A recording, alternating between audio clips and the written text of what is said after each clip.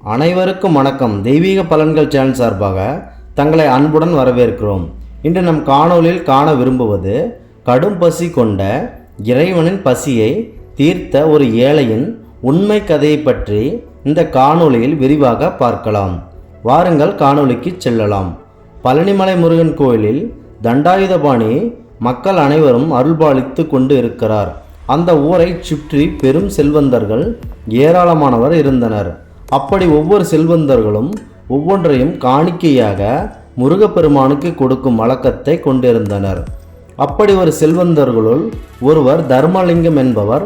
அவர் நூற்றுக்கணக்கான தனது சொந்த நிலத்தில் வாழைக்கன்றை வைத்து பராமரித்து வந்தார். அதற்கு பாதுகாப்பிற்காக பல பயனார்களை வேலைக்கு சேர்த்திருந்தார். அப்படி தினசரி மரக்கன்றுகளை ஆய்வு செய்து வந்தார். அந்த ஒரு வாழை மரத்தில் குலையில் இருந்து பழம் பறிக்கிறதோ அந்த பழம் முதலில் முருகனுக்கு உரியது என்பதை உறுதி செய்வார். அந்த பழத்தை தினசரி முருகன் ஆலயத்திற்கு எடுத்து சென்று மேலே கொடுத்து வருமாறு தன் பணியாளர்களிடம் கூறி வந்தார். இப்படி தினசரி பல நூற்றுக்கணக்கான பழங்கள் அவர் வாழை மரத்தில் பழுத்து கொண்டிருந்தது. அந்த செல்வந்தரும் முறையாக இதே பணியை தொடர்ந்து முருகனுக்கு படைத்து கொண்டிருந்தார். ஒரு நாள் 2 வாழைக்குலைகள் கண்ணப்பன் என்ற பணியாளரிடம் கொடுத்து அனுப்பி இதை மேலே சென்று முருகனுக்கு படைத்து வரும்படி கூறி அனுப்பினார். அதன்படி கண்ணப்பனும் அவர் முதலாளி கூறியது போல் தன் பணியினை வேகமாக செய்வதற்காக வாழைப்பழ கொலையை எடுத்துக்கொண்டு பழனியை நோக்கி வந்தார். வரும் வழியில் மயில் ஒன்று அவரை பின்தொடர்ந்தது. மயில் முருகனுக்கு உரிய வாகனம் என்று கருதி அதை வணங்கினார். மேலும் ஒரு குரங்கு ஒன்று அவரை துரத்தியது. அதற்கும் அந்த குரங்கினை வழங்கியபடியே கண்ணப்பன் அவர்களை மலை நோக்கி நகர்ந்து சென்றார். இறுதியில் பாதி தூரம் சென்றவுடன் அவருக்கு கடுமையான பசி ஏற்பட்டது. எனினும் கையில் ஒரு பைசா கூட பணம் இல்லாததால் வயிற்றுப்பசி என்ன செய்வது என்று அவருக்கு தெரியவில்லை. மேலும் செல்வந்தர் அவர்கள் கொடுத்து அனுப்பிய வாழைப்பழ குலையை ஒன்றை மட்டுமே கையில் வைத்து இருந்தார். உடனே கண்ணப்பன் முருகனிடம், முருகப்பெருமானை என்னை மன்னித்து விடுங்கள், நான் கடுமையான பசியில் இருக்கிறேன். மேலும் உங்கள் பாதம் வந்து நான் மேலே சேர இன்னும் சில தூரம் நடக்க வேண்டும். அதனால் என் உடம்பில் வலிமையில்லை.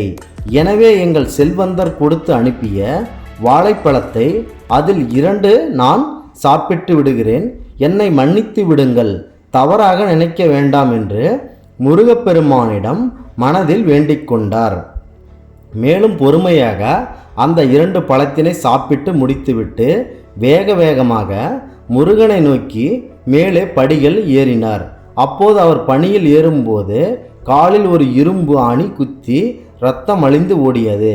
அந்த இரத்தமானது வழிந்து விடுவதை அறிந்து கொண்ட கண்ணப்பன் தான் செய்த தவறால் முருகன் தனக்கு தண்டனை கொடுத்ததாக மனதில் நினைத்து கொண்டு வேகமாக முருகனை நோக்கி சென்றார். மேலே சென்றதும் அந்த காயப்பட்ட இடத்திற்கு ஒரு துளியை கிழித்து அதன் மேல் ஒரு கட்டு போட்டு கொண்டார்.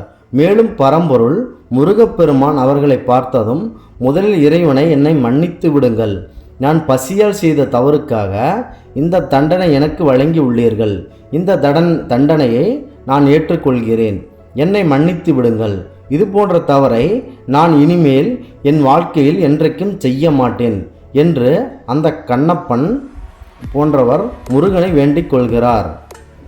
பல கொலையை இறைவனுக்கு கொடுத்த பின்னர் மீண்டும் தன் தோட்டத்திற்கு வந்து செல்வம் அவரிடம் நீண்டு கொடுத்த அந்த 2 கொலைகளை நான் இறைவனுக்கு படைத்து விட்டேன்.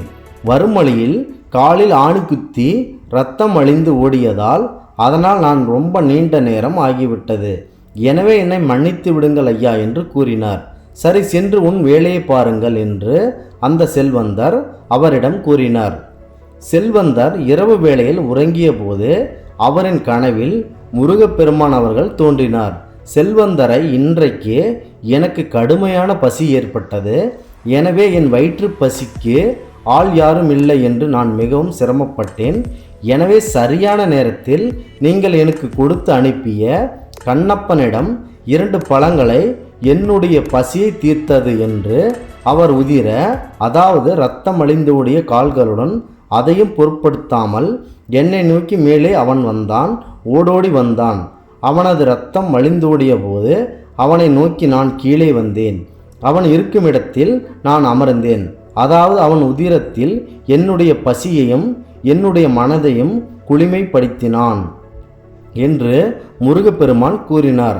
அதற்கு செல்வந்தர், தங்களுள் 2 வாழைக்குலைகள் படைக்கும்படி அவனிடம் கூறி அனுப்பினேன். 2 பழங்களை மட்டும் கொடுத்து நோக்கம் எனக்கு புரியவில்லை என்றார். அதற்கு முருகப்பெருமான், அவர்கள் அவனுடைய பசி தீர்த்து அந்த 2 பழங்களையே என்னுடைய பசியினை தீர்த்தது. ஏழையின் சிறைப்பில் இறைவனை காணலாம். ஏழைகளுக்கு பசி ஏறும்போது அந்த இறைவனுக்கும் பசி ஏறும். எனவே கண்ணப்பனை திட்டாதே, அவன் உன்னுடைய உண்மையான விசுவாசி, மேலும் அவன் என்னுடைய மற்றொரு ஒருவன் என்று கூறி மறைந்தார். எனினும் நம் இந்த காணொளியில் காண கிடைப்பது, இறைவன் அனைத்து இடத்தில் உண்மையான நல்ல மனிதர்களின் இதயத்தில் நிறைந்திருக்கிறார். நாம் அவனை தேடி போக தேவையில்லை, அவனே நம்மை தேடி வருவான். அவனே நம் முருகப்பெருமான். ஆறுமுகனின் பசி தேர்ந்த நிகழ்வு இதுவாகும். மீண்டும் நல்லதொரு காணொளியில் உங்களை சந்திக்கிறோம்.